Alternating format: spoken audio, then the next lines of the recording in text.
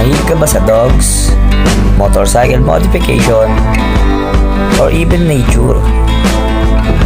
Sakto para sa ang video na to.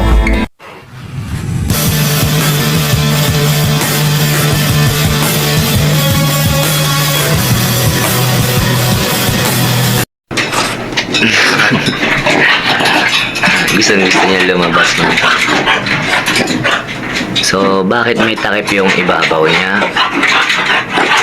Kasi, yun nga, mated kasi siya, no? So, magwa 1 month sa 17 ata, 16 or 17. Magwa 1 month na yung tiyan niya. So, hindi ko siya pinapakulan ngayon. Bali, hinarangan ko lang. Para umaakit kasi ito mga chong, ayun, umaakit siya. Tinatalo niya yung cage niya na yan. So, pinapan ko na lang muna. Bali yung Sunday, magpapakawala tayo ng aso natin. Ito si Thea. So, papakawala na si Thea para mapaglaro sila kahit saglit.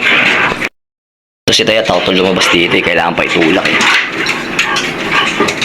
Kaya, please! Kaya!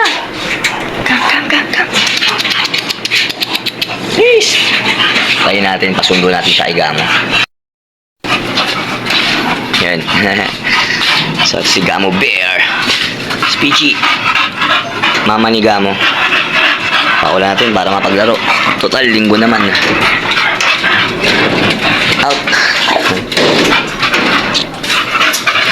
No, Gamo. Tingnan nyo kung gaano ka ano yung mga aso. Pag sinabi kong no, hindi yan lalabas. Pero pag siya mong out, tsaka yan lalabas. No! No! Sit! Good girl. Out! Diba mga chong? Ngayon lang siya. Psst! Dito lang! Ugh! Laro muna sila, no? Loko. Sara mo natin yung pinto para hindi nakaharang. Pakawala natin isa doon sa likod. Takot tumalon eh. Pasundo natin eh. Ayaw. Talaga to si Teh. Ayaw niyang bumaba oh. Kailangan pang itulak. Dito. Come. Out ka dito, dali. Out. Nalis. Please. Kailangan pang itulak mga chong. So, ibaba ko muna.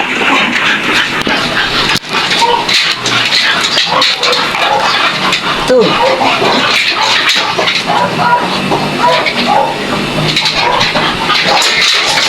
Yan, so inggit si ano ngayon, si Luna. Si Luna inggit. Stay lang, Luna, stay. Mamaya ikaw, mamaya. Shh, labas dun, out. Naamoy nila. Shh, dun, labas, bilis. Shh, check out. Shh, dun, dali, dun kayo. Good girl, nag-aaway sila.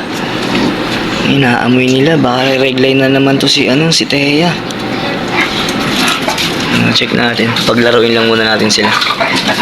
Tama, kasi 4 months na yung puppy nila ngayon. So, meron na siyang 6 months na after nung last na niregla siya, no? Si Gamo, mukhang gago si Gamo. Ay, lo, Gamo. Nagalit tuloy. Malit yung pem ni Thea, kaya siya na CS.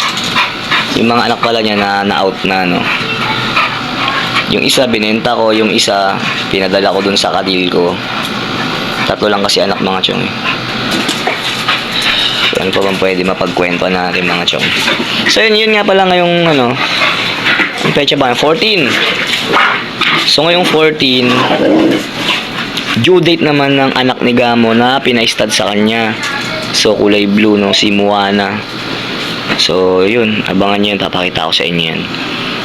Mamaya pupunta kasi ako dun eh. Bali tutulungan ko yung may-ari, si Glenn. So samahan natin siya, tulungan natin kung ano may tutulong natin sa pagpapaanak sa aso niya, no? Si Moana. Kasi siya yung nakabili nung isang puppy dati ni Gamo. First pick ko yun. Bali, pinanganak sila, lahat sila, kulay blue lahat.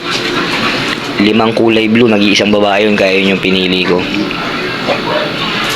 So, yun, papakita ko sa inyo yung si Moana, tsaka yung mga magiging puppies niya mamaya.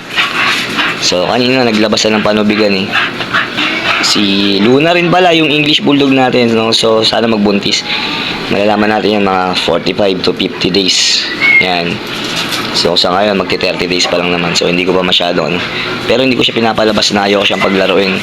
Lalo, ganito to si Gamo, nangi-stud. Ayan, no. So, ang tagal din kasi na itong nakapagpahinga na. Hindi na siya nakakapag-stud ulit. Mga 2 months ago na rin. Laruin ko lang muna sila para maaraw-arawan naman sila. Habang wala yung dalawang motor dito sa loob ng gate. So, maluwag-luwag sila ngayon. Makakapaglaro. So, yun, update tayo sa mga kaganapan mamaya kay Moana. So, dito na lang muna mga chong, babush!